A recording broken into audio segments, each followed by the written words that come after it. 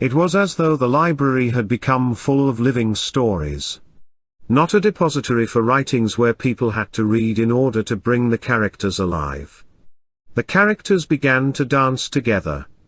And George sank down in his chair, afraid that the characters would all hurl themselves towards him, which they did, but, like spirits, seemed to pass through and over him until there was only one person left at the very far end, where the lighting was dim except for reflections from the Christmas lights outside.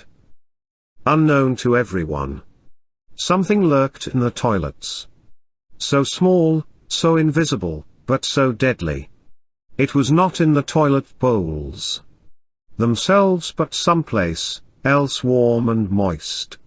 It needed human hosts to survive and multiply, and there were plenty of them waiting for their coaches.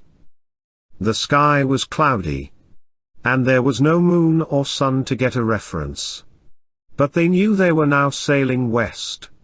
After 10 minutes the sea's wrath subsided and the sea became as still as a mill pond. There was an eerie silence about as terrible as the noise. The ship slowly moved forward. A lowly bird circled overhead, and some thought they must now be close to land, but they could not see any. Fred had a notebook. But not for train numbers, but smiles. Each page of his notebook was divided into columns. One for male, female, child a rough age, and the location and time. Also, there was a column on what causes the smile, also if the smile was large or small. The first entry in his book was the painting of the Mona Lisa, which he used as an example. A swarm of bees had just left a patch of flowers, and were returning home to their hive.